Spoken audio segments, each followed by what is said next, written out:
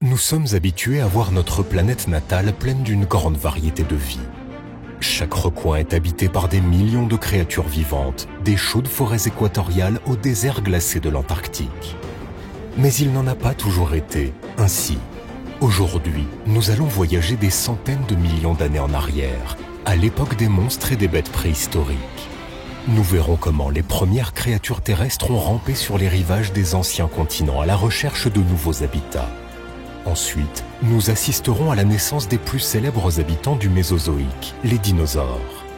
Après avoir atteint le sommet de leur développement, ils tomberont dans l'oubli, cédant la place à de nouveaux propriétaires, les mammifères. Des millions d'années vont s'écouler sous nos yeux, au cours desquelles les plus hautes montagnes s'élèveront jusqu'au ciel, et les petits animaux peupleront toute la planète, donnant naissance à des milliers de formes. Tout cela conduira à l'émergence d'une nouvelle espèce, l'humain. Grâce à cela, nous pourrons observer comment le changement climatique a influencé son évolution dans le passé et ce qui se passe actuellement sur notre planète. Tenez-vous prêts, c'est parti. Cosmo. L'espace d'abord.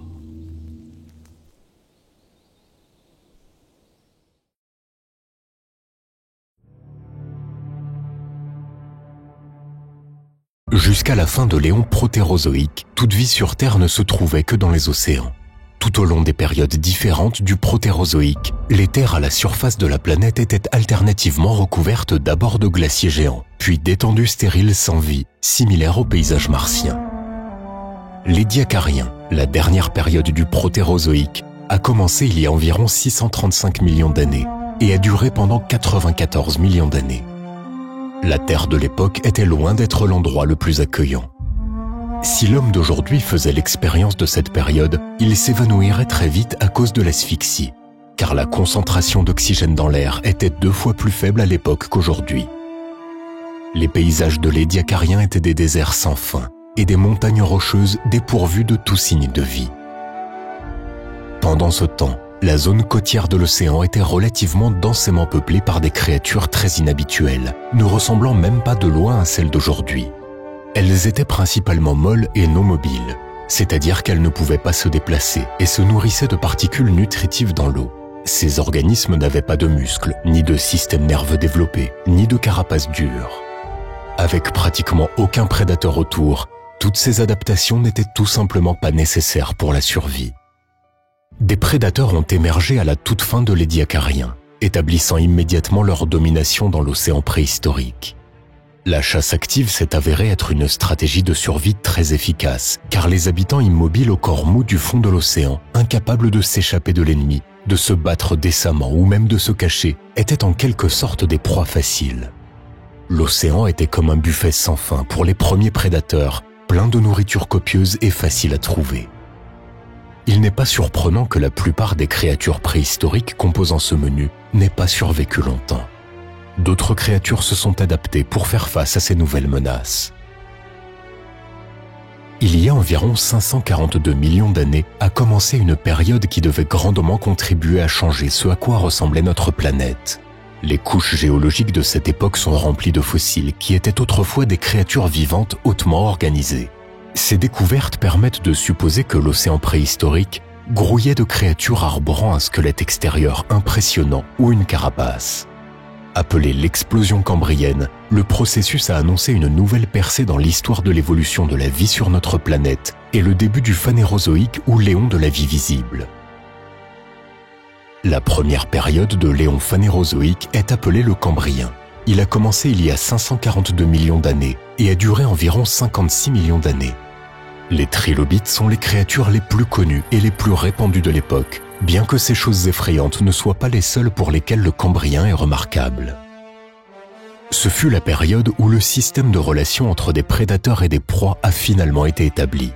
Il va sans dire que dans les millions d'années qui ont suivi, les conditions naturelles ont maintes fois interféré avec les chaînes alimentaires établies, effaçant certaines espèces et rehaussant d'autres, mais le principe est resté inchangé. La prédation est devenue une puissante incitation à l'évolution qui a forcé les organismes à changer rapidement afin de pouvoir faire face à de nouvelles menaces, ainsi que d'explorer de nouvelles zones que les prédateurs n'avaient pas encore atteintes.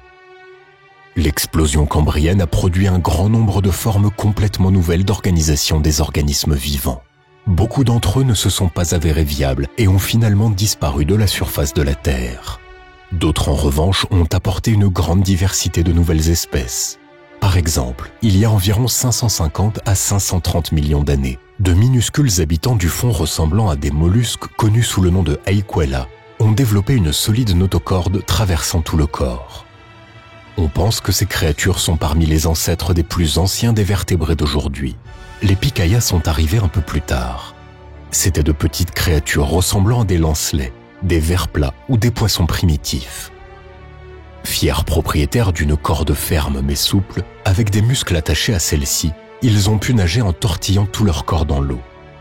Cette façon de nager s'est avérée extrêmement efficace et rapide, ce qui a permis aux premiers cordés de survivre et d'évoluer au fil du temps vers des espèces plus hautement organisées. Certes, presque toutes les découvertes paléontologiques remontant au Cambrien sont celles d'habitants marins, car l'écrasante majorité des organismes vivants de cette période vivaient dans l'océan. Les créatures incrustées dans les fossiles nous semblent complètement inhabituelles et même effrayantes. Par exemple, une crevette géante, Anomalocaris, mesurant jusqu'à 60 cm de long, était également l'un des prédateurs du Cambrien. En revanche, d'autres découvertes semblent complètement anodines, alors qu'elles indiquent des phénomènes extrêmement importants. Parmi celles-ci, les plus anciennes découvertes de fossiles de sol terrestre peuvent être mentionnées. Ils remontent à environ 530 millions d'années, ce qui correspond au Cambrien moyen et supérieur. Sans aucune connaissance spécifique dans le domaine, on ne verra rien de spécial dans ces pierres d'apparence ordinaire. Cependant, ces empreintes montrent que c'est à cette époque que les premières algues et micro-organismes primitifs ont commencé à s'aventurer sur Terre. Plus tard, ayant prospéré au cours de leur vie, ils sont morts et se sont décomposés, formant ainsi un substrat nutritif pour leurs descendants. Les premières colonies de micro-organismes sur Terre se seraient formées dans des endroits humides et chauds. Par exemple, dans les eaux peu profondes ou dans la zone de marée de l'océan. Avec beaucoup d'eau et de lumière et sans animaux autour qui seraient désireux de les manger, les jeunes algues ont prospéré en s'adaptant avec succès à ces nouvelles conditions. Les algues unicellulaires ont rapidement été remplacées par des champignons primitifs qui n'étaient pas capables de synthétiser les nutriments eux-mêmes, mais qui pouvaient bien se nourrir de ce qui restait de plantes mortes. 100 millions d'années plus tard, la symbiose des champignons et des algues unicellulaires a produit des lichens. Ces créatures peu exigeantes devaient devenir les précurseurs dans l'exploration de grandes étendues de nouveaux territoires. L'Ordovicien, qui a suivi le Cambrien, a commencé il y a environ 485 millions d'années et s'est poursuivi pendant environ 42 millions d'années. C'est à ce moment-là que la vie aquatique évolua activement. Dans l'océan, les mollusques et les arthropodes prospéraient, y compris les euryptérides dont beaucoup habitaient au fond. Pour se déplacer plus facilement, ces créatures utilisaient leurs membres articulés. Cette caractéristique sera plus tard un facteur important d'adaptation à la vie sur Terre. En plus de ceci, les agnates, similaires aux lamproies d'aujourd'hui, ont évolué, et un peu plus tard, les poissons cartilagineux ont émergé. Pendant ce temps, les plantes ont lentement mais sûrement fait leur chemin à l'intérieur des terres et loin de l'eau. Les premières plantes multicellulaires sont apparues. Elles étaient déjà clairement capables de survivre sur Terre. Elles ont laissé des empreintes de spores et de vaisseaux qui transportaient de l'eau aux parties supérieures des plantes. D'autre part, les animaux ne se sont toujours pas aventurés hors de leur environnement habituel, bien qu'il soit probable que certains crustacés aient eu la chance d'explorer les zones côtières. Cette période s'est terminée par l'extinction ordovicien-silurien. Ces causes ne sont pas encore clairement définies, mais selon la théorie la plus populaire, elle aurait été provoquée par le refroidissement global et la chute du niveau des mers qui est suivie. Quoi qu'il en soit, jusqu'à 50% de toutes les espèces ont disparu de la surface de la Terre à la suite de cette extinction massive. Cependant, la vie a pu s'adapter à de nouvelles conditions, et même la mener à un tout autre niveau. Vient ensuite le Silurien, qui s'étend de 444 à 419 millions d'années. C'était à ce moment-là que les arthropodes géants dominaient l'océan. Et c'est alors que l'on pouvait croiser des euryptérides mesurant jusqu'à 2,5 mètres de long. Les poissons prospéraient également, parmi lesquels de grands prédateurs rapides de plus d'1 mètre de long. À bien y penser, il n'est guère surprenant que certaines créatures vivantes aient préféré quitter l'océan et essayer de trouver d'autres zones pour leurs habitats. Et c'est à ce moment-là que les premiers arthropodes sont arrivés à terre. Il s'agissait de riptérides préhistoriques et d'autres crustacés. Ils avaient une carapace chitineuse solide qui les protégeait du dessèchement et conservait la forme du corps, ainsi que de petites pattes qui leur permettaient de se déplacer sur une surface solide en dehors de la mer. Il est raisonnable de supposer que les premiers arthropodes qui se sont aventurés sur Terre se sont fait un devoir de ne pas s'éloigner trop de l'eau. Leurs organes respiratoires devaient rester humides pour fonctionner correctement. Cependant, les arthropodes ont été attirés par l'abondance d'aliments végétaux en dehors de la mer. Le facteur de sécurité garanti par la Terre était une autre attraction, car les prédateurs n'avaient pas encore appris à chasser leurs proies si ces dernières s'échappaient sur la terre ferme.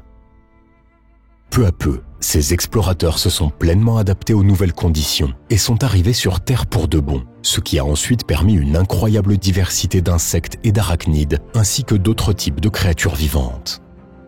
Le Dévonien débute suite au Silurien il y a environ 419 millions d'années. Il fut le plus important en termes d'exploration des terres. Il a duré environ 60 millions d'années. C'est à ce moment-là que les rhignophytes se sont largement répandus. Ces plantes vasculaires préhistoriques sont les ancêtres des échizétacées, mousses et fougères. Elles atteignent 3 mètres de hauteur et couvraient densément tous les endroits humides et chauds de la planète, principalement les zones côtières des mers et les deltas des rivières qui s'y jettent. Cependant, ni les rhignophytes ni les mousses et les lichens qui ont émergé plus tard n'avaient de système racinaire approprié. Au lieu d'un réseau de racines qui maintiendrait une plante fermement en place, elles possédaient au mieux des rhizomes primitifs. C'est pourquoi les sols étaient sous l'influence des précipitations, rapidement emportés dans les rivières, les transformant en ruisseaux boueux et leurs deltas en marécages. Dans ces endroits humides, riches de matière organique, les plantes fleurissaient en donnant de la nourriture aux insectes et autres habitants de la Terre de l'époque. Les poissons à leur tour étaient attirés par les zones marécageuses pour l'abondance des insectes et de leurs larves. Finalement, de grandes quantités de matière organique putréfiante ont absorbé l'oxygène de l'eau dans les marécages, ce qui a affecté la respiration des créatures qui y vivent. Par conséquent, pour compenser le manque d'oxygène, les poissons de ces eaux ont appris à prendre des gorgées d'air atmosphérique. Peu à peu, ils ont développé un sac pulmonaire permettant de passer assez de temps hors de l'eau. Simultanément, d'autres appendices se développaient. Les tiges épaisses des plantes poussant de manière dense dans les zones humides offraient aux poissons un abri contre les grands prédateurs. Cependant, il était difficile pour eux de se frayer un chemin à travers ces fourrés. Les nageoires minces n'étaient pas adaptées à cet effet. Des membres plus puissants et musclés étaient nécessaires. C'est ainsi que les nageoires des poissons vivant dans des environnements marécageux se sont allongées et ont développé des os supplémentaires auxquels des muscles forts étaient attachés. Ce sont d'abord des sarcoptérygiens pulmonés, dont Eusthénoptéron est un représentant typique.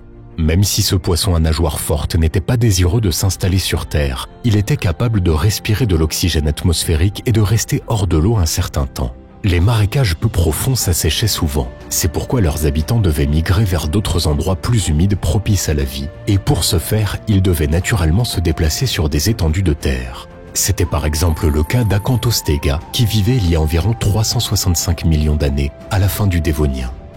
Elle est l'une des premières créatures connues intermédiaires entre les poissons et les amphibiens. Acanthostega avait des écailles branchiales et une nageoire caudale comme n'importe quel autre poisson. En même temps, cette créature fascinante arborait 4 pattes et un sac pulmonaire comme celui des amphibiens qui lui permettait de respirer l'air atmosphérique. Malheureusement, les membres d'Acanthostega n'étaient pas assez forts pour supporter son poids et ses muscles thoraciques ne pouvaient pas pomper l'oxygène pendant trop longtemps. C'est pourquoi cet animal est resté principalement dans l'eau, rampant parfois d'un plan d'eau pour plonger dans un autre. Peu à peu, la capacité des sarcoptérygiens préhistoriques à respirer l'air atmosphérique s'est améliorée. Leurs nageoires ont augmenté en puissance et se sont transformées en pattes à part entière. Leur apparence a aussi subi de grands changements. Par exemple, Tiktaalik, un poisson amphibien crossoptérygien préhistorique qui vivait à peu près au même moment qu'Acanthostega, avait une tête plate comme celle d'une grenouille. Étant anatomiquement intermédiaire entre les poissons et les amphibiens, Tiktaalik avait de puissantes nageoires capables de soutenir son corps et de le déplacer sur la terre ferme. De plus, ce poisson amphibien pouvait respirer à la fois avec ses branchies et ses poumons. La structure de ces osselets est la preuve de la capacité de Tiktaalik à distinguer facilement les sons à la fois sur Terre et dans l'eau. Tous ces signes montrent que cette créature a passé autant de temps sur Terre que dans l'eau. Au cours du Carbonifère qui a suivi le Dévonien, les amphibiens ont finalement fait leur chemin vers la Terre, s'établissant fermement dans une variété de niches écologiques. Dans cette lutte évolutive, ils ont donné naissance à des classes d'animaux tels que les reptiles et les synapsides. La grande diversité de conditions en dehors de l'océan a considérablement stimulé et accéléré le processus évolutif. Après tout, les habitants de la Terre sont exposés à une gamme de températures et d'autres facteurs beaucoup plus larges que les habitants de l'eau. Toutefois, la question peut se poser. Pourquoi les animaux ne sont-ils venus sur Terre qu'une seule fois dans toute l'histoire de l'évolution ? Pourquoi aucune espèce marine ne s'est-elle aventurée à vivre sur Terre au cours des 350 derniers millions d'années ?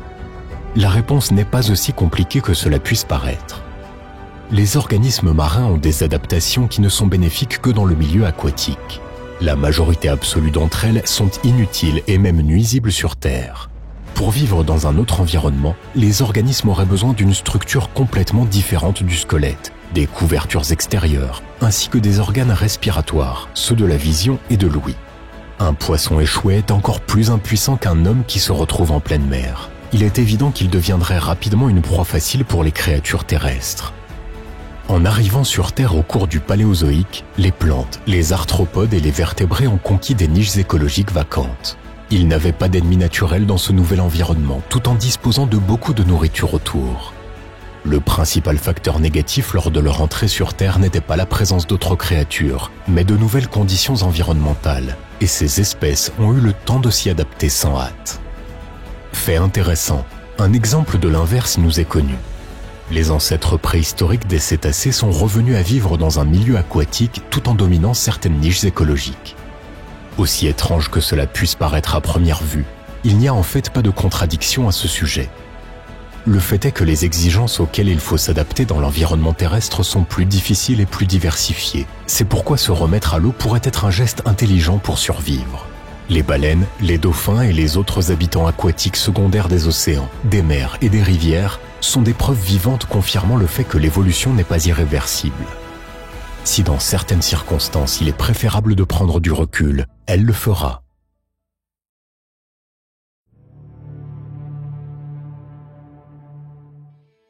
L'extinction massive du Permien-Trias a été une étape importante qui a marqué le début du Mésozoïque, une nouvelle ère dans l'histoire géologique de la Terre. Elle a commencé il y a environ 252 millions d'années et a duré environ 186 millions d'années. C'était une époque où notre planète changeait activement, acquérant progressivement un aspect moderne. Le processus tectonique le plus important de cette époque a été la division de l'unique supercontinent, Pangée. D'abord en deux grandes masses terrestres connues sous le nom de l'Eurasie et de Gondwana, puis en les continents que nous connaissons. L'apparition de nombreux territoires isolés, séparés par des mers et des détroits, a créé les conditions nécessaires à l'émergence d'écosystèmes indépendants et a donné une impulsion au développement de nouvelles adaptations évolutives. En termes de climat, le Mésozoïque a été en moyenne l'ère la plus chaude de l'histoire de la vie multicellulaire. Sur toute sa durée, même dans les régions polaires, il n'y a pas eu de couverture glaciaire stable. Néanmoins, les températures ont chuté périodiquement, obligeant le monde animal et végétal à s'adapter à de nouvelles conditions. L'ère mésozoïque est divisée en trois périodes, dont la première s'appelle le Trias. Elle a commencé il y a environ 252 millions d'années et a duré environ 51 millions d'années. À cette époque, des processus profonds dans les entrailles de la Terre commençaient tout juste à briser la Pangée en morceaux, de sorte que le supercontinent est resté intact pendant presque toute cette période. Au Trias, la chaîne de l'Oural, l'une des plus anciennes chaînes de montagnes ayant survécu jusqu'à nos jours, a achevé sa formation. À cette époque, il s'agissait de montagnes jeunes et relativement hautes. Le climat de cette période était relativement sec et chaud, ce qui a entraîné la formation de nombreux déserts et une diminution de la superficie des masses d'eau intérieures.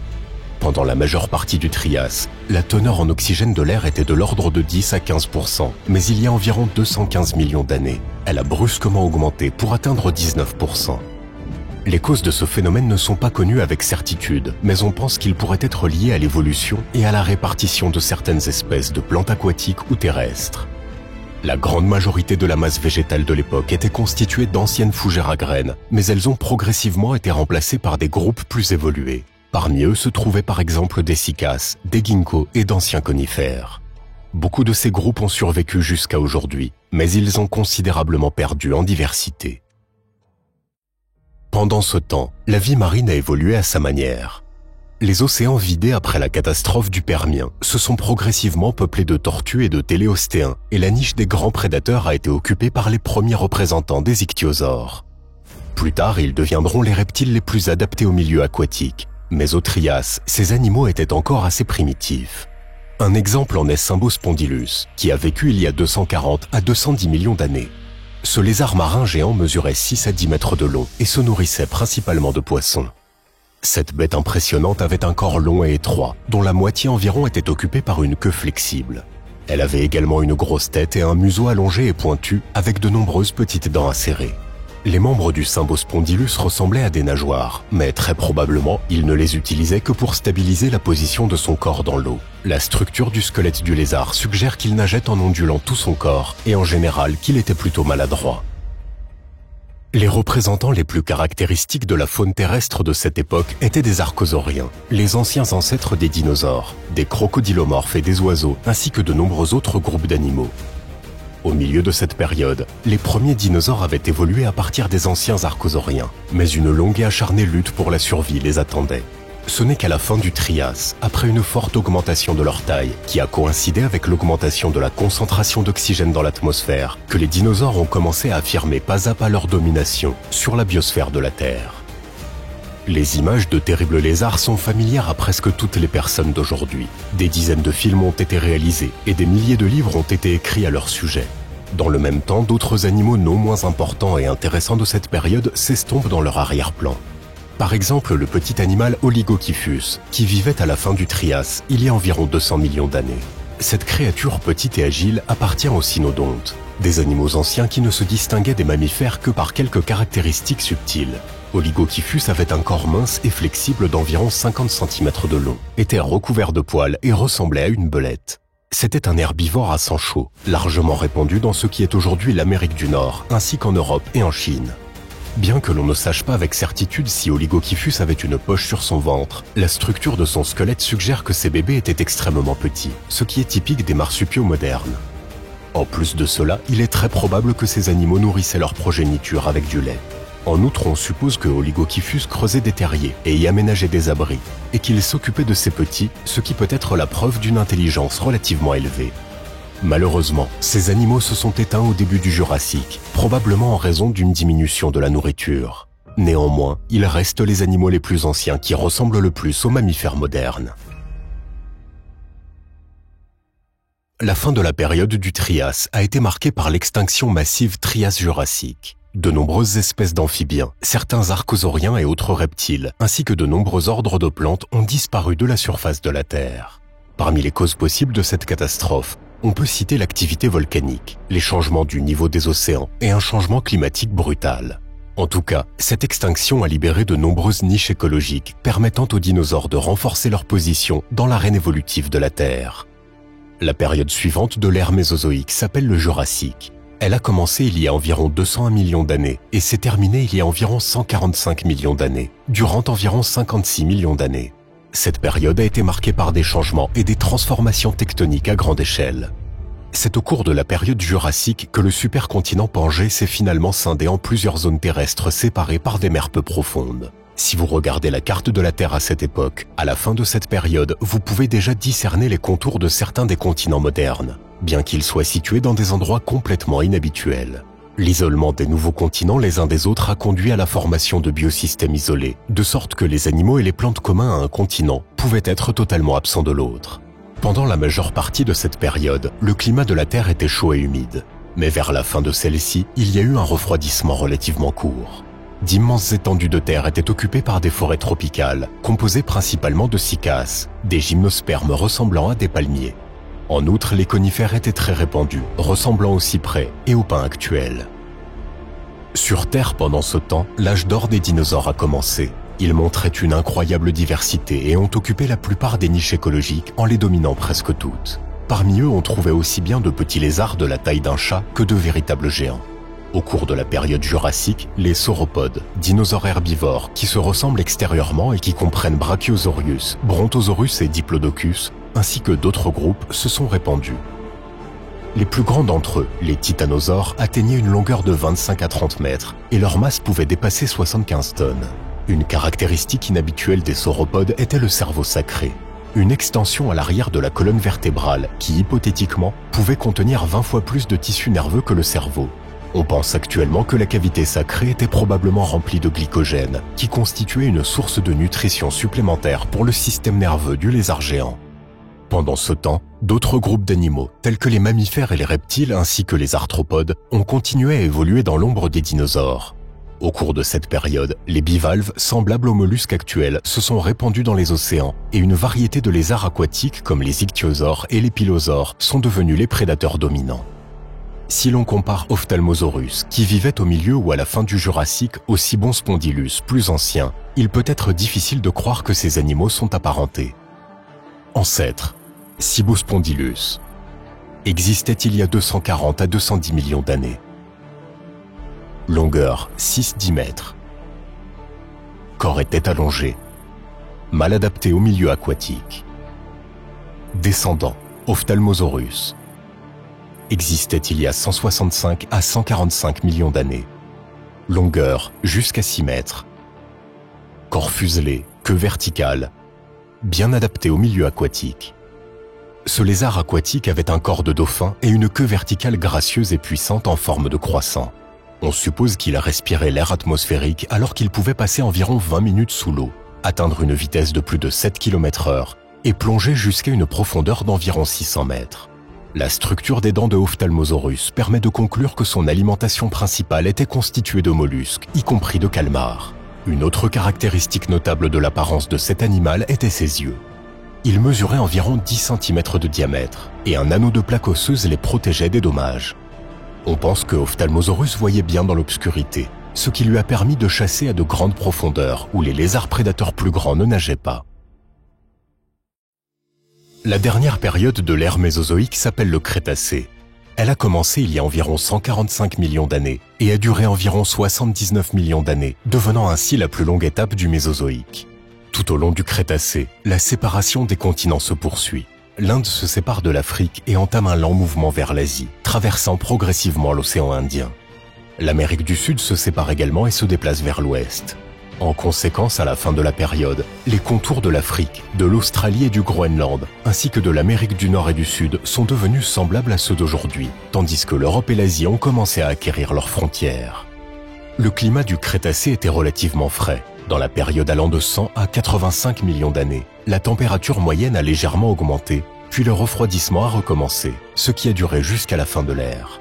C'est à cette époque que vivaient Tyrannosaurus et Triceratops, les dinosaures les plus célèbres et véritables symboles du Mésozoïque. Cependant, beaucoup plus important est le fait que juste au Crétacé, les angiospermes se sont largement répandus, d'abord les arbres, puis les herbes. En formant des mottes, elles ont renforcé la couche de sol et l'ont rendue plus fertile, et les graines nutritives sont devenues la nourriture d'un grand nombre d'espèces.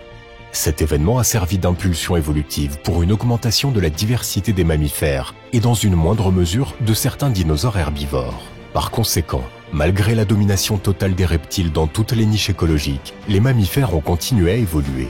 Leur diversité s'est progressivement accrue et à la fin de la période, il était déjà possible de distinguer des groupes distincts, tels que les ongulés, les insectivores, les carnivores et les primates. L'un des plus grands mammifères du Crétacé était Répénomamus, qui vivait il y a environ 125 millions d'années. La longueur de son corps atteignait 1 mètre et son poids variait de 12 à 14 kg. Extérieurement, cette créature ressemblait vraisemblablement au diable de Tasmanie moderne. À en juger par la structure des dents, Répénomamus était un prédateur, mais ses membres étaient courts et maladroits, de sorte qu'il est possible que l'animal n'ait pas dédaigné la charogne. En outre, une découverte curieuse a été faite, le squelette de Répénomamus avec les restes d'un petit dinosaure dans l'abdomen. Elle pourrait servir de preuve que certains mammifères de cette période auraient pu chasser de petites espèces de dinosaures, tels que Psittacosaurus et Archaeornithoides. Pendant ce temps, les mers ont longuement été dominées par de grands lézards nageurs, les ichthyosaures, les plésiosaures et les mosasaures. Cependant, il y a environ 90 à 95 millions d'années, leur nombre a considérablement diminué à la suite de l'extinction dite du Cénomanien turonien, associée à une forte baisse de la concentration d'oxygène dans l'océan. L'une des raisons possibles est l'augmentation de l'activité volcanique sous-marine. La fin du Crétacé a probablement été la phase la plus froide du Mésozoïque. Tous les êtres vivants ont tenté de s'adapter à la baisse inévitable des températures. Les dinosaures n'ont pas fait exception. Il y a environ 70 millions d'années, un étonnant lézard appelé Nanuqsaurus vivait dans la partie septentrionale de l'actuel Alaska, au-dessus du cercle polaire. Étant un parent éloigné du monstrueux géant Tyrannosaurus rex, ce dinosaure lui ressemblait en apparence, mais sa taille était beaucoup plus modeste. La longueur du corps de Nanuqsaurus était d'environ 6 mètres et sa masse d'environ 1 tonne, soit 8 à 9 fois moins que Tyrannosaurus rex. On suppose qu'une telle diminution de taille pourrait être associée à une pénurie de nourriture. Forcé de survivre dans les conditions difficiles du Grand Nord, parmi les champs enneigés sous le couvert de la nuit polaire, ce dinosaure a acquis un certain nombre d'adaptations inhabituelles. Tout d'abord, il était probablement à sang chaud, et le métabolisme du lézard était assez rapide, à peu près comme celui des oiseaux modernes. Deuxièmement, Nanuqsaurus était couvert de duvet et de plumes à plusieurs couches, ce qui lui permettait de rester au chaud dans les fortes gelées nordiques. Il s'ensuit que ce lézard nordique était probablement un prédateur actif et rapide. Cependant, dans des conditions de nuit polaire, les méthodes traditionnelles de suivi des proies ne sont pas aussi efficaces, de sorte que Nanuqsaurus avait probablement un odorat bien développé et une vision nocturne sensible. Ces hypothèses sont confirmées par les particularités de la structure de son crâne.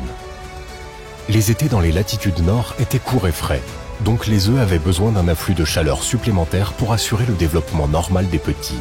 On suppose que Nanuqsaurus, comme les autres dinosaures nordiques, couvaient leurs œufs et prenaient également soin de leur progéniture. L'étude des fossiles montre que cette espèce avait un volume cérébral relativement important, ce qui signifie qu'elle n'était potentiellement pas inférieure en intelligence à la plupart des oiseaux modernes. Malheureusement, toutes ces adaptations n'ont pas sauvé Nanuqsaurus de l'extinction. Il y a environ 66 millions d'années, l'extinction massive Crétacé-Paléogène a anéanti tous les dinosaures non aviaires, les lézards marins et les ptérosaures de la surface de la Terre, ainsi que de nombreuses autres créatures. Néanmoins, les terribles lézards ont laissé une trace importante dans l'histoire de notre planète, et les niches géologiques libérées après eux ont été rapidement occupées par des oiseaux et des mammifères, donnant naissance à une nouvelle ère, le Cénozoïque. Sa création suprême fut une créature unique appelée Homo sapiens, qui s'est arbitrairement proclamé le roi de la nature. Son voyage se poursuit, et où nous mènera-t-il? Seul le temps le dévoilera.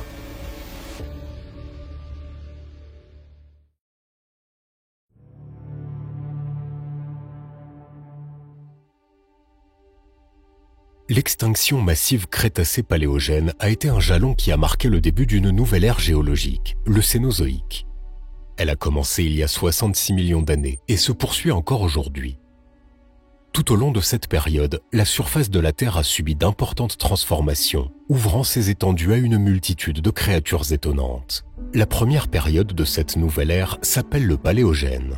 Elle a commencé immédiatement après la catastrophe qui a anéanti les dinosaures et a duré 43 millions d'années. Au cours de cette période, l'apparence de notre planète a considérablement changé. L'Inde a traversé l'océan, s'écrasant avec force sur la côte sud de l'Asie. L'Himalaya a élevé ses sommets vers le ciel et l'Antarctique a commencé à se couvrir d'une calotte glaciaire de plusieurs kilomètres. Pendant les 10 premiers millions d'années, la biosphère terrestre se remettait d'un coup dévastateur.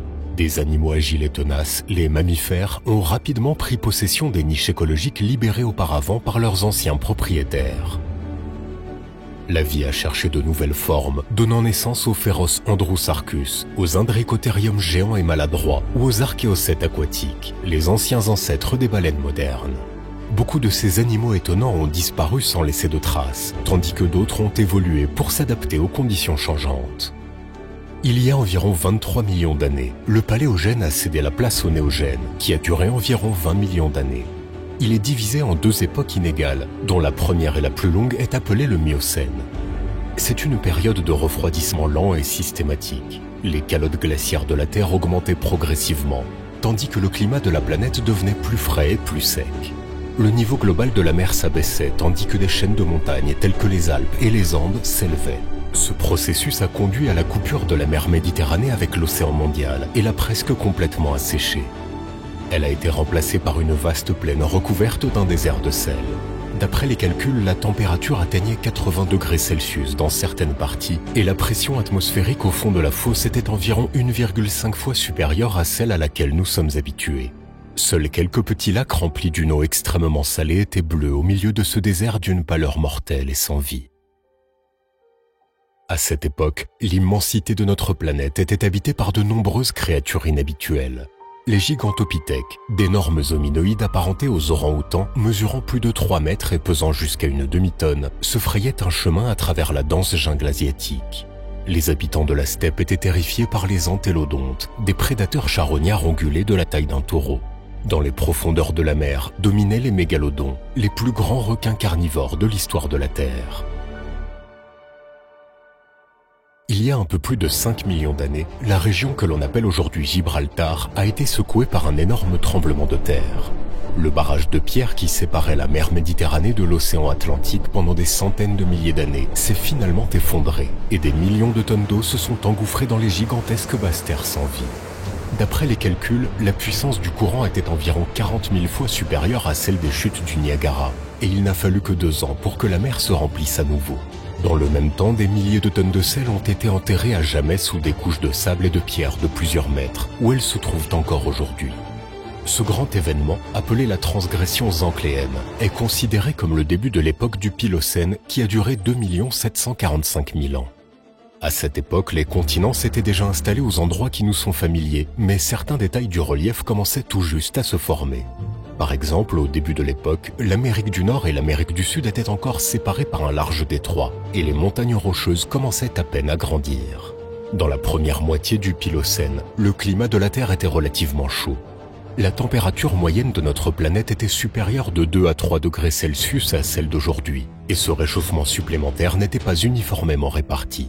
Les climats des latitudes tropicales ressemblaient au climat actuel, mais les régions du Nord étaient beaucoup plus chaudes. La calotte glaciaire de l'Arctique n'apparaissait qu'occasionnellement et des forêts denses de conifères s'étendaient jusqu'au nord de l'Eurasie. Cependant, il convient de rappeler que la limite du continent était un peu plus au sud qu'aujourd'hui, car le niveau de la mer était en moyenne 25 mètres plus élevé qu'aujourd'hui, en raison de l'augmentation de la température.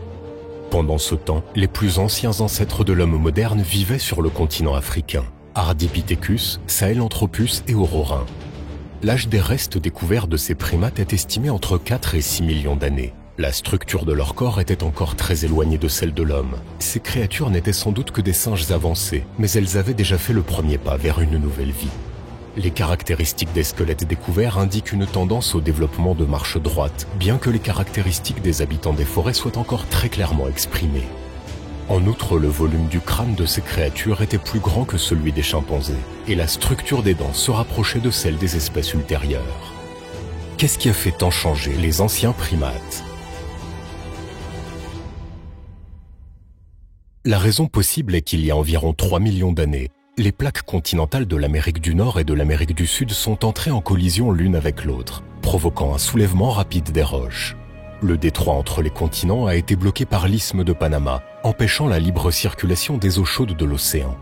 À peu près à la même époque, la hauteur des montagnes rocheuses a considérablement augmenté, devenant une barrière entre les courants d'air de l'Atlantique et du Pacifique. La combinaison de tous ces facteurs a finalement conduit à un refroidissement progressif et une glaciation partielle de la Terre. Le pôle Nord a été recouvert d'une calotte glaciaire, le Groenland a été recouvert d'un glacier de plusieurs tonnes et la superficie des forêts africaines a fortement diminué, laissant place aux steppes et aux savanes. Les cimes des arbres sont un endroit où il fait bon vivre. Ils y sont en sécurité, à l'aise et disposent d'une nourriture abondante. Ce point de vue était entièrement partagé par les primates anciens, qui se sont parfaitement adaptés au mode de vie arboricole. Cependant, le changement climatique mondial a détruit une grande partie des forêts africaines. Des milliers d'espèces ont perdu leur habitat habituel et beaucoup d'entre elles ont disparu de la surface de la Terre. D'autres ont été contraints de changer pour survivre dans de nouvelles conditions. Actuellement, l'hypothèse d'anthropogénèse la plus élaborée et la plus argumentée est le concept de savane. Selon cette hypothèse, l'absence de nourriture et de végétation habituelle a forcé nos ancêtres à entrer dans la savane, pleine de dangers inconnus. Ils savaient déjà marcher sur 2 jambes et utiliser des outils primitifs, comme tous les grands singes. Ces compétences sont devenues cruciales pour survivre dans ce nouvel environnement. La savane est pauvre en fruits faciles à digérer et les primates ne pouvaient pas manger d'herbes dures et de feuilles. Pour eux, la clé de la survie était la consommation d'aliments d'origine animale. Cependant, pour chasser avec succès, il faut être rapide et fort, ce dont nos ancêtres ne pouvaient pas se vanter. Seul le développement de la marche droite a pu changer la situation en leur faveur. Elle a non seulement permis d'augmenter considérablement la vitesse de déplacement, mais aussi de remarquer de loin les proies et les dangers. La position verticale du corps a libéré des mains fortes aux doigts préhensiles, ce qui rend l'utilisation d'un bâton ou d'une pierre aiguisée beaucoup plus pratique. En se réunissant en petites tribus, les nouveaux habitants de la savane ont pu chasser, ou du moins prendre des proies à d'autres prédateurs. On suppose que la nécessité de travailler ensemble dans le cadre de ces activités a conduit au développement de cerveaux et d'un langage primitif. L'évolution progressive sur plusieurs millions d'années a conduit au fait que les Ardipithecus et les Sahelanthropus, semblables à des singes, ont commencé à acquérir des traits humains. C'est ainsi que sont apparus les Australopithèques. Ces créatures agiles et intelligentes, mais de petite taille, ont vécu en Afrique il y a entre 4,2 et 1,8 millions d'années. Selon l'analyse des restes découverts, leur hauteur variait de 120 à 140 cm et leur poids était d'environ 40 kg. Contrairement aux autres primates, les Australopithèques se déplaçaient principalement sur deux jambes, même si leur posture était encore courbée. Dans le même temps, leur cerveau était plus grand que celui des grands singes, mais sa structure interne différait peu. On sait que les Australopithèques vivaient en meute et qu'ils étaient capables de coopérer pour la chasse et la défense. Des études montrent que les premières espèces n'utilisaient que des outils improvisés, tandis que les espèces plus tardives ont appris à fabriquer les outils de travail et de défense les plus primitifs. Malgré cela, la plupart des individus n'ont pas réussi à vivre plus de 20 ans en raison des maladies, des blessures et des attaques d'animaux sauvages. Les animaux prédateurs de l'époque ne percevaient apparemment les Australopithèques que comme une source de nourriture.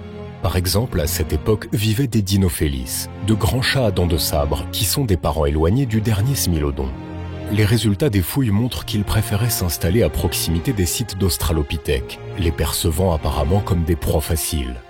Légèrement plus grands que le léopard moderne, les Dinophélis avaient un physique beaucoup plus trapu et puissant. La masse de ces prédateurs atteignait 120 kg et la hauteur au garrot était d'environ 70 cm. Il est pratiquement impossible de se défendre seul contre une telle bête, et probablement ce n'est que grâce à des efforts conjoints que nos ancêtres ont réussi à le faire fuir. Bien entendu, les Dinophélis chassaient non seulement les Australopithèques, mais aussi d'autres proies comme les antilopes ou les cochons sauvages. La plupart des animaux qui vivaient à l'époque dans l'immensité de la Terre étaient semblables à des animaux modernes. Cependant, il y avait aussi de vrais monstres parmi eux. Par exemple, en Amérique du Nord et du Sud, il y avait plusieurs espèces d'oiseaux de proie incapables de voler, de la famille des Phorus racidés, dont les plus grands représentants atteignaient une hauteur de 3 mètres. La longueur de leur crâne atteignait 75 cm, dont la majeure partie était constituée d'un bec puissant, et de longues pattes fortes permettaient de développer une vitesse incroyable. Heureusement, l'homme n'a pas rencontré ces monstres, puisque les Phorus racidés se sont complètement éteints il y a environ 100 000 ans, bien avant que les anciennes tribus ne s'installent en Amérique. Pendant ce temps, dans les jungles d'Asie vivait un autre géant, Deinotherium, une bête ressemblant à un éléphant qui pesait jusqu'à 14 tonnes et mesurait entre 3,5 et 4,5 mètres de haut. De tous les mammifères terrestres qui ont foulé la surface de notre planète, seuls l'Indricotherium et les mammouths étaient plus grands que lui. On suppose que ces lointains parents des éléphants vivaient dans les forêts d'Asie et d'Afrique et se nourrissaient principalement du feuillage des arbres. Leur trompe était apparemment plus courte et plus épaisse que celle d'un éléphant, et leur caractéristique la plus remarquable était des défenses longues et massives qui poussaient à partir de la mâchoire inférieure. Il y a 2 588 000 ans, s'est produit un événement extraordinaire appelé l'inversion magnétique de Gauss-Matsuyama. Les pôles magnétiques de la Terre ont changé de place et les lignes du champ magnétique ont changé de direction. Cette transformation s'est accompagnée d'une diminution par 4 du champ de protection de la planète, ce qui a permis aux rayons cosmiques, destructeurs pour tous les êtres vivants, d'atteindre la surface de la Terre. Et bien que ce phénomène n'ait duré qu'environ 15 000 ans, une période très courte selon les critères géologiques, il a provoqué l'extinction massive de plusieurs espèces. Cette inversion magnétique est considérée comme un jalon marquant le début d'une nouvelle période géologique, le Quaternaire. Celle-ci se divise en 2 époques, dont la première s'appelle le Pléistocène. Il a commencé il y a 2 588 000 ans et s'est terminé il y a seulement 12 000 ans. Le climat de cette époque était caractérisé par un refroidissement cyclique accompagné de la croissance des glaciers. Pendant la période interglaciaire, les températures ont augmenté et les glaciers ont fondu, faisant monter le niveau des mers. Des fluctuations climatiques aussi fréquentes ont forcé les êtres vivants à s'adapter rapidement aux changements et ont stimulé le processus d'évolution. En évoluant progressivement, les Australopithèques ont donné naissance à 2 grandes branches de primates, les paranthropes, dont tous les représentants sont aujourd'hui éteints, et le genre Homo, qui comprend l'homme moderne. Cependant, ces trois branches ont existé simultanément pendant assez longtemps, dans des conditions de compétition et de lutte pour la survie. Le chemin évolutif des primates supérieurs aux humains n'était pas direct et clair. Il comportait suffisamment d'impasses et de bifurcations. À différentes époques, il y avait au moins 24 espèces sur notre planète, dont les représentants, à un degré ou à un autre, pourraient être considérés comme humains. Le processus d'évolution de l'homme et de ses ancêtres attire inévitablement beaucoup d'attention et ses détails sont constamment affinés. Il convient de rappeler que l'évolution est un processus extrêmement lent. Il faut au moins 2 à 3 millions d'années pour que les espèces se séparent complètement, période pendant laquelle elles peuvent se croiser et former des hybrides viables. Pendant ce temps, toute l'histoire du genre Homo auquel appartient l'espèce humaine moderne remonte à environ 2,5 millions d'années. Si l'on prend en compte nos ancêtres les plus anciens, cette période peut alors être approximativement doublée. Dans le même temps, de nombreuses populations vivaient dans des territoires proches, ce qui signifie que dans la nature, il existait évidemment de nombreux hybrides différents. Nous ne devons pas non plus oublier que la variabilité intraspécifique des humains est assez grande. Les hommes et les femmes diffèrent considérablement les uns des autres, et les représentants des différents groupes humains font également preuve d'une diversité notable. On suppose que les espèces anciennes avaient également différentes branches, et certaines d'entre elles pourraient être identifiées par les chercheurs comme des espèces distinctes. De nouvelles découvertes permettent de corriger ces erreurs, ajoutant progressivement des détails importants à nos connaissances. Malgré toutes leurs caractéristiques progressistes, les australopithèques étaient dans une large mesure des singes plutôt que des humains. Le premier représentant généralement reconnu de la race humaine était ce qu'on appelle Homo habilis ou homme habile. Les fouilles montrent qu'il a vécu en Afrique il y a 2,3 à 1,5 millions d'années, qu'il possédait un cerveau plus développé que l'australopithèque et qu'il était capable de fabriquer des outils primitifs. La taille des représentants de cette espèce était d'environ 1,2 mètre et leur poids dépassait à peine 50 kg. De plus, c'était la première créature à avoir un gros orteil dans la même rangée que les autres orteils, comme chez l'homme moderne, ce qui peut servir de preuve d'une adaptation complète à la marche debout. Un autre paramètre important était la structure de la mâchoire, qui suggère un développement progressif de la capacité de parole articulée. Au cours de l'évolution ultérieure, il y a environ 2 millions d'années, sont apparus Homo ergaster, également connu sous le nom d'homme artisan, et Homo erectus ou homme dressé, droit. Différents chercheurs les considèrent soit comme des branches proches de l'évolution, soit comme des sous-espèces de la même espèce. Au cours des migrations, ces représentants de la race humaine se sont installés partout en Afrique, en Asie et en Europe, donnant naissance à de nombreuses branches évolutives. L'une d'elles a finalement conduit à la formation d'Homo sapiens. Les peuples anciens, qu'il s'agisse des Néandertaliens ou Homo sapiens, vivaient en tribu et menaient un mode de vie nomade. Étant engagés dans la cueillette et la chasse, ils ont été contraints de migrer constamment, se déplaçant vers de nouveaux lieux non aménagés. Ainsi, des tribus primitives se sont progressivement installées sur tous les continents à l'exception de l'Antarctique. Il y a environ 50 000 ans, le développement de l'Australie a commencé. Et il y a environ 24 000 ans, les premiers hommes ont traversé pour la première fois l'isthme de Bering pour atteindre l'Amérique du Nord. L'installation d'anciennes tribus coïncide avec l'extinction massive de la mégafaune du Pléistocène. Entre 50 et 10 000 ans, les mammouths et les paresseux géants mégathérium ont disparu de la surface de la Terre, suivis par les chats à dents de sabre et d'autres prédateurs qui ne pouvaient pas supporter la concurrence pour la nourriture. Un sort similaire aurait peut-être attendu l'homme, mais il y a environ 12 000 ans, une autre période glaciaire s'est achevée et le climat de notre planète est devenu plus chaud et plus humide. Les vallées fertiles de la Mésopotamie et le delta du Nil ont permis à nos ancêtres de passer à la cueillette sédentaire et plus tard à l'agriculture à part entière, réalisant ainsi ce qu'on appelle la révolution néolithique. C'est ainsi que le Pléistocène s'est achevé et qu'une nouvelle époque de l'histoire de notre planète a commencé. L'Holocène est devenu une période de croissance rapide de la civilisation humaine, de progrès technique et social, de guerres destructrices et de catastrophes environnementales. Ayant choisi une voie de développement unique, l'homme a fait ses premiers pas sur un territoire entièrement nouveau et non développé en dehors de notre planète. Où ce chemin le mènera, seul le temps le dira.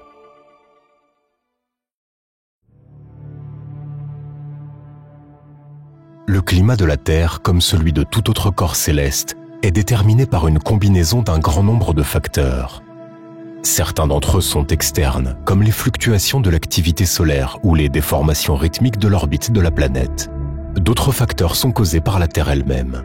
Afin de répondre à la question de ce qui se passe maintenant et de ce qu'il nous faut attendre à l'avenir, nous devrons effectuer un voyage de dizaines de millions d'années dans le passé pour découvrir comment le visage de notre planète a changé et quels facteurs ont influencé les changements climatiques.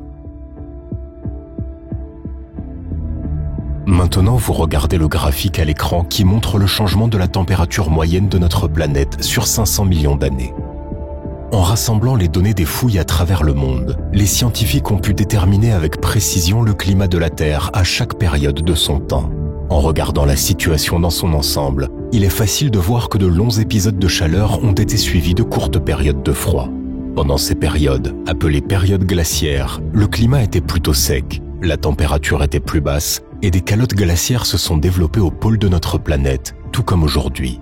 Chaque changement global de la température moyenne de notre planète est devenu une épreuve pour ses habitants. Et tout le monde n'a pas réussi à y survivre.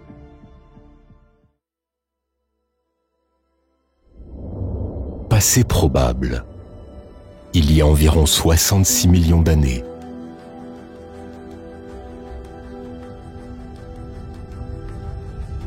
un énorme astéroïde de 10 km s'approche rapidement de notre planète.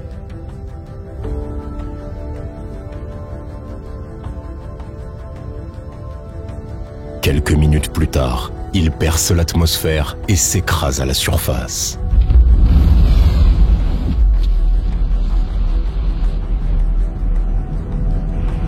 Une explosion assourdissante de la puissance de millions de bombes thermonucléaires secoue la Terre.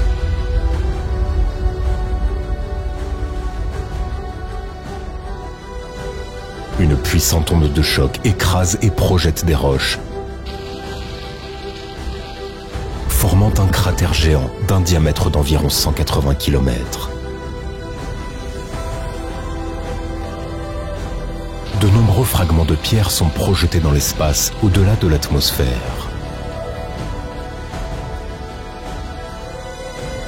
Plus tard, ils s'effondreront à des milliers de kilomètres de l'explosion, déclenchant d'énormes incendies de forêt.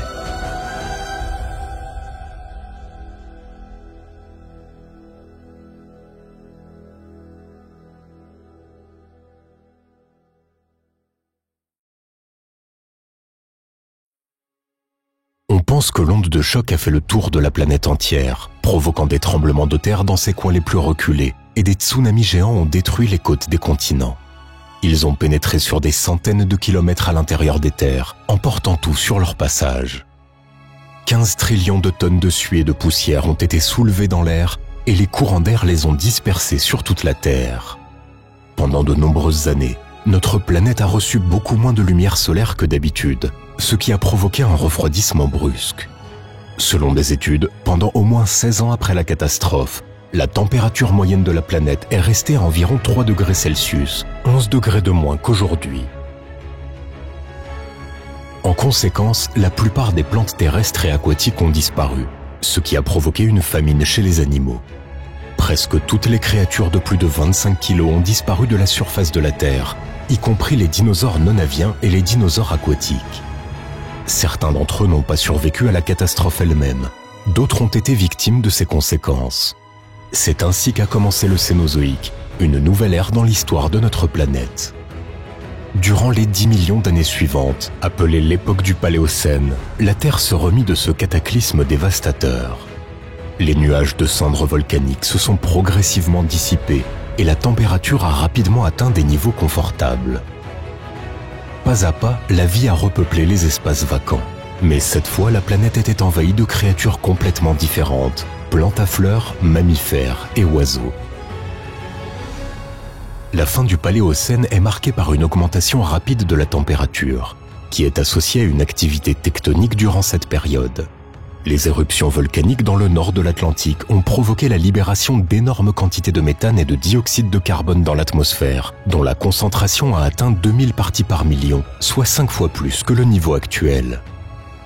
Ce réchauffement est considéré comme le début d'une nouvelle époque, appelée l'Éocène. Elle a commencé il y a environ 56 millions d'années et a duré environ 22 millions d'années.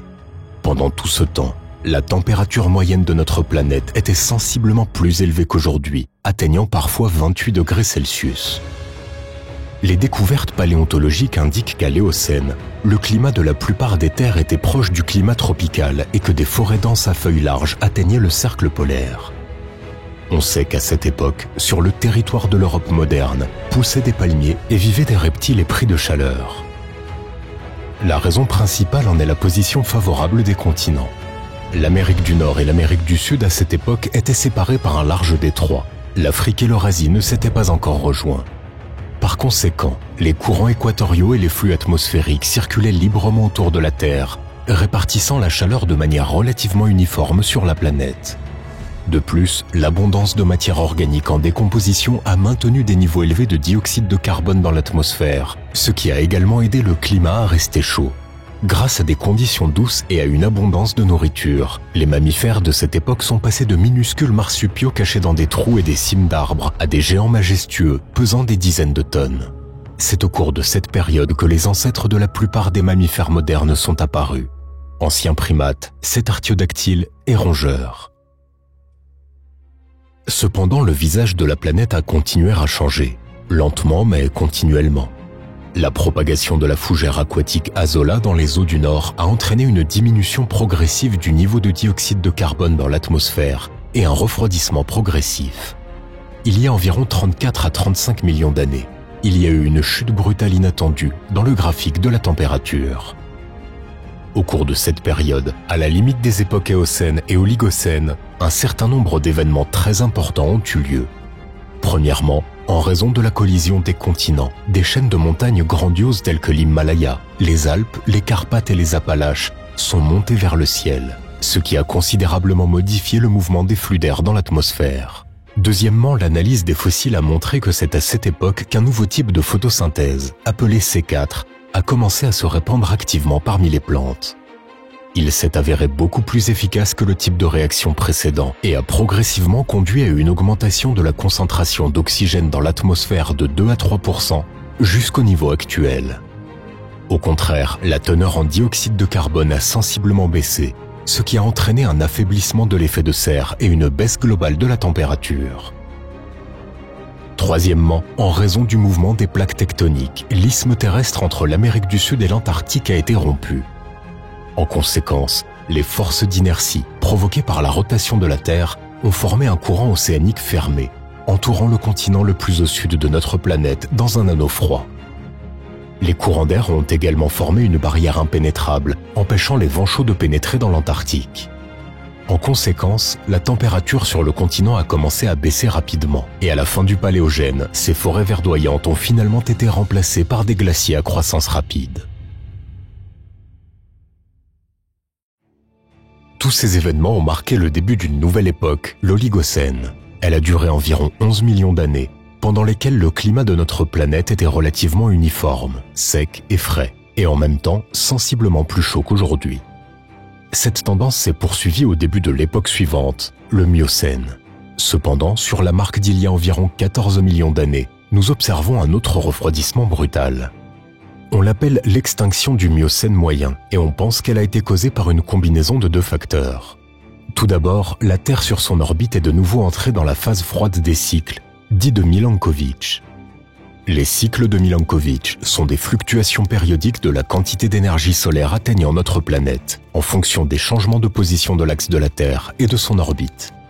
Lorsque l'excentricité de l'orbite terrestre atteint des valeurs élevées et que le jour du solstice d'hiver coïncide avec le périhélie, le climat de la planète devient nettement plus froid. C'est exactement ce qu'il s'est passé il y a 14 millions d'années, lors de l'extinction du Miocène moyen. La conséquence du refroidissement a été une réduction de la superficie des forêts, dont la place a été prise par des savanes et des steppes. Cela a provoqué la propagation rapide des plantes à fleurs utilisant la photosynthèse C4 comme plus durable et compétitive. En conséquence, le niveau de dioxyde de carbone dans l'atmosphère de la planète a fortement diminué, ce qui a entraîné un refroidissement encore plus important. Pour comprendre le processus naturel de cette période, il convient de rappeler que la savane et les biomes similaires sont des systèmes à haute productivité biologique. 1 km² de savane produisait jusqu'à 1500 tonnes de biomasse par an, soit presque autant que les êtres vivants qui vivaient dans ces régions. Des graminées très nutritives à courte durée de vie servaient de nourriture aux herbivores, fournissant un cycle rapide de nutriments, y compris du carbone. En conséquence, l'augmentation de la superficie des savanes a entraîné une diminution de la concentration de dioxyde de carbone dans l'atmosphère et une nouvelle baisse de la température. Finalement, la température moyenne de la planète en l'espace de plusieurs millions d'années a diminué d'environ 6 degrés Celsius, passant de 17 à 11 degrés Celsius, entraînant l'extinction de la majeure partie de la mégafaune de la période passée. Les représentants les plus notables du monde animal de cette époque étaient de nombreux proboscidiens, ainsi que les anciens ancêtres des chevaux, les hipparions. Parmi les prédateurs, les plus gros étaient les chiens-ours et les hyénodons, dont le poids pouvait atteindre une demi-tonne. En suivant le graphique, il est facile de voir qu'à partir de l'extinction du Miocène moyen, la Terre s'est progressivement et inévitablement refroidie. La conséquence en a été la croissance rapide des glaciers dans les régions subpolaires de la planète, qui a commencé il y a environ 8 millions d'années. L'inland sea de l'Antarctique a commencé à croître rapidement. Une calotte polaire non fondante est apparue dans l'océan Arctique et les forêts du Groenland ont commencé à disparaître rapidement, laissant la place aux glaciers. Cependant, le défi principal restait encore à venir. Il y a environ 2,6 millions d'années, la chute de température s'est nettement accélérée. Le fait est qu'à peu près à cette époque, le mouvement des continents et la baisse du niveau de l'océan mondial ont conduit à la formation de l'isthme de Panama, qui a bloqué de manière hermétique le détroit entre l'Amérique du Nord et l'Amérique du Sud. En conséquence, les eaux équatoriales chaudes de l'océan Pacifique ne pouvaient plus se mélanger au courant de l'Atlantique, et la température de l'Atlantique a commencé à diminuer progressivement. De plus, les montagnes rocheuses qui avaient considérablement poussé à cette époque ont commencé à retarder les courants d'air chaud, ce qui a davantage perturbé la circulation de la chaleur sur la planète. En conséquence, les fluctuations de température saisonnières sur la plupart des terres sont devenues encore plus prononcées et le taux de croissance des glaciers a augmenté de manière significative. Vers la même époque, la dite inversion du champ magnétique Gauss-Matsuyama s'est produite, au cours de laquelle les champs magnétiques de la Terre se sont inversés à nouveau. Pendant 15 000 ans, le champ protecteur de notre planète était environ 4 fois plus faible qu'il ne l'est aujourd'hui, ce qui a conduit à l'extinction de plusieurs familles d'animaux marins et d'algues. Combiné à des changements climatiques évidents, cet événement a permis de parler du début d'une nouvelle période géologique, le Pléistocène. Les glaciers en sont devenus sa caractéristique. Ils ont soit avancé, occupant parfois jusqu'à 30% de la surface terrestre, puis reculé quittant le cercle polaire, mais n'ont jamais complètement disparu. La première moitié du Pléistocène a été marquée par une étonnante uniformité de ce cycle. Des périodes de refroidissement et de réchauffement se sont alternées tous les 41 000 ans. Cette périodicité coïncide exactement avec les cycles de Milankovitch. On pense donc que ce sont ces fluctuations naturelles de l'orbite terrestre qui l'ont provoqué. Le mouvement des glaciers et les changements climatiques ont inévitablement influencé le monde animal et végétal, formant le nouveau visage des habitants de notre planète. Le refroidissement global a amené de nombreux herbivores à se recouvrir de poils et à grossir pour résister au froid. C'est ainsi qu'apparaissent mammouths et mastodontes, rhinocéros laineux et autres géants herbivores. À leur suite, les prédateurs ont été contraints de grandir. Par exemple, un ours polaire géant vivait en Amérique du Nord, une bête terrifiante dont le poids, selon les calculs, pouvait atteindre 1200 kg, 3 à 4 fois plus que ses parents modernes. Un peu plus au sud vivaient les 10 loups sinistres, qui étaient environ 2 fois plus grands que les loups modernes. On suppose que ces prédateurs chassaient en meute de 3 à 4 individus, et grâce à leur force et à leur action coordonnée, étaient capables d'attraper et de tuer un bison. Mais il y a environ 1 million d'années, la périodicité d'apparition des glaciers a été perturbée. Les cycles de refroidissement sont devenus inégaux et leur durée a considérablement augmenté, jusqu'à 100 000 ans en moyenne. En conséquence, la différence de température a augmenté, ainsi que l'épaisseur des glaciers. Cette transformation s'appelle la transition du Pléistocène moyen, et ses causes ne sont pas entièrement connues. La version la plus crédible serait que les glaciers précédents, dans leur mouvement, ont effacé les couches de négolithes qui recouvraient le socle rocheux dans les latitudes nord. De nouveaux glaciers ont donc gelé sur des roches moins glissantes, comme le granit et le basalte, ce qui a rompu le cycle qui s'était formé. Une autre raison pourrait être la fermeture du détroit de Bering, causée par une baisse du niveau de la mer et la montée des glaciers.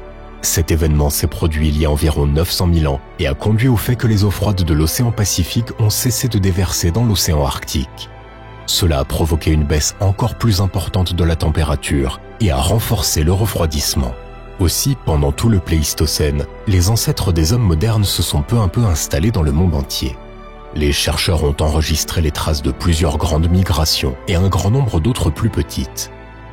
En tant que cueilleurs et chasseurs nomades, les anciennes tribus exploraient de nouvelles terres, rivalisaient entre elles, se reproduisaient et se séparaient, donnant ainsi naissance à des dizaines de formes différentes. Certaines n'ont laissé derrière elles que des ossements et des sites abandonnés, tandis que d'autres ont eu beaucoup plus de chance. Leurs descendants sont tous des hommes modernes. Le Pléistocène supérieur, également connu sous le nom le Thanétien, a commencé il y a 129 000 ans et a duré 117 000 ans.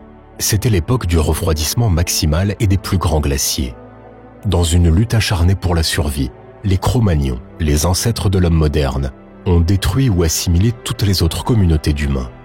Afin d'éviter les dangers, d'anciennes tribus ont dépassé les frontières de l'Eurasie et de l'Afrique. Grâce à un passage terrestre sur le site du détroit de Bering d'aujourd'hui, ils ont pénétré en Amérique du Nord en plusieurs étapes, devenant les ancêtres de nombreuses tribus indiennes.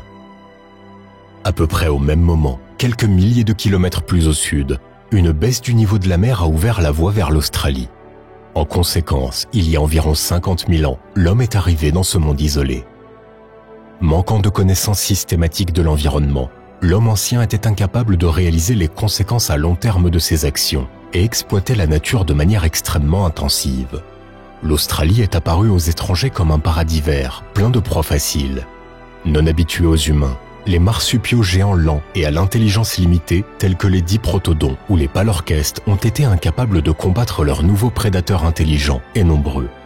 Après seulement 10 000 ans, la plupart des animaux australiens de plus de 45 kg ont été exterminés. Pour les chasser, les aborigènes australiens ont activement mis le feu à la végétation, provoquant de terrifiants incendies de forêt. La plupart du gibier pris de cette manière a disparu, et dans la région brûlée, au lieu d'une forêt, un semi-désert s'est développé, avec au mieux de l'herbe clairsemée et des arbustes coriaces.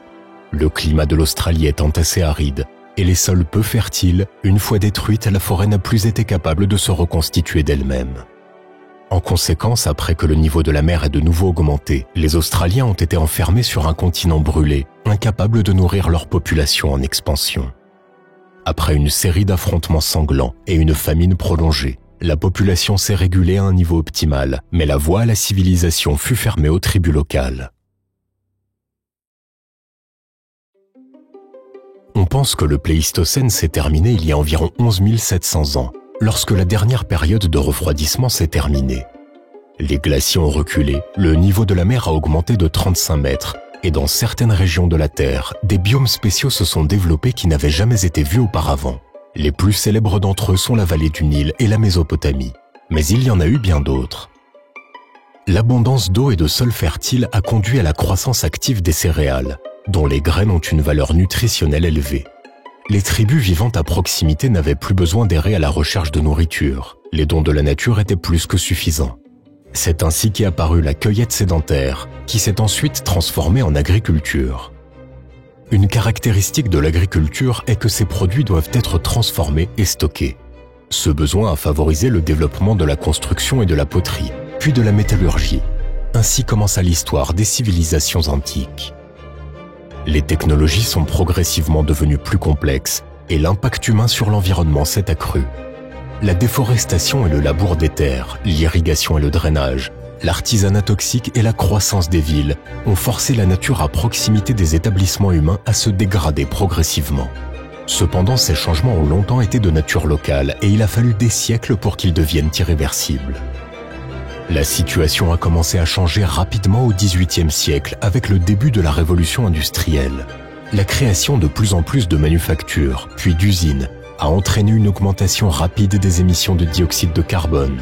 Avec lui, des oxydes de soufre et d'autres substances ont été libérés dans l'atmosphère, qui réagissant avec la vapeur d'eau, se sont transformés en acide fort.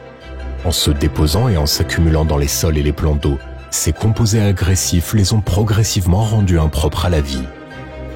Une augmentation particulièrement rapide de ces émissions a commencé dans la seconde moitié du XXe siècle. Des dizaines de milliers de centrales électriques et d'usines ont vu le jour dans le monde, et l'élévation du niveau de vie et les progrès technologiques ont conduit à l'omniprésence du transport routier. Il peut sembler qu'une automobile ne produit pas tant de déchets, mais en fait elle émet en moyenne environ 15 kg de dioxyde de carbone par jour dans l'atmosphère. Sur une année, ce chiffre passe à 5,5 tonnes, et si l'on considère qu'environ 1 milliard de voitures et environ 400 millions de camions circulent actuellement sur la planète, il s'agit alors de milliards de tonnes. N'oublions pas non plus les centrales thermiques et les usines, dont la contribution à la pollution de la planète est encore plus importante. Au total, en 2022, l'homme a émis environ 38 milliards de tonnes de dioxyde de carbone dans l'atmosphère. Parfois, on entend certains dire qu'une telle quantité est négligeable par rapport aux émissions volcaniques, mais c'est une méprise dangereuse. Si nous nous tournons vers les données scientifiques, il s'avère que les volcans, en moyenne, éjectent dans notre atmosphère seulement 260 millions de tonnes de dioxyde de carbone par an, environ 150 fois moins que les humains. Si nous nous tournons vers le graphique de la teneur en CO2 dans l'atmosphère, nous pouvons voir que ce chiffre a déjà atteint 400 parties par million, soit environ 35% de plus que dans toute l'histoire de l'humanité. La dernière fois que le niveau de dioxyde de carbone dans l'atmosphère terrestre était proche de cette valeur remonte à environ 5 millions d'années, avant même l'ère glaciaire. Et le pire, c'est que cette valeur a été atteinte en moins de 100 ans, et sa croissance continue. Quel est le danger de ce processus? Tout d'abord, une augmentation de la température mondiale entraînera la fonte des glaciers, et c'est déjà le cas. Par exemple, le plus grand glacier du Groenland, Jakobshavn, a multiplié par 4 son taux de fonte par rapport au début du siècle. Chaque année, sa bordure recule vers l'intérieur des terres sur une distance de 3 à 7 km. Ces dernières années, ce processus s'est un peu ralenti, mais les scientifiques sont convaincus qu'il s'agit d'un répit temporaire. De plus, le réchauffement provoque déjà la fonte du pergélisol. Pour cette raison, de nombreuses colonies situées dans les latitudes nord deviennent inhabitables et la pêche maritime souffre beaucoup en raison de l'instabilité de la couverture de glace. Rappelons que le pergélisol est un réfrigérateur planétaire géant dans lequel des milliards de tonnes de matière organique sont congelées. En fondant, il commencera à se décomposer, se transformant en dioxyde de carbone et en méthane, ce qui accélérera encore le réchauffement. Les calculs montrent que si toutes les calottes glaciaires de la Terre fondent, le niveau de la mer augmentera de 66 mètres. Des villes comme New York, Saint-Pétersbourg, Shanghai, Londres et bien d'autres seront complètement ou partiellement inondées. Des pays et des régions entières, par exemple les Pays-Bas, la Polynésie ou la péninsule de Yamal, disparaîtront de la surface de la Terre. Des millions de kilomètres carrés de territoires côtiers seront inondés, et des terres fertiles et des agglomérations peuplées seront irrémédiablement détruites. Un réchauffement rapide conduira à la dégradation de nombreux territoires. Les incendies de forêt deviendront plus fréquents et les déserts grandiront encore plus. La combinaison de ces facteurs conduira inévitablement le monde à une nouvelle extinction globale, et elle a déjà commencé.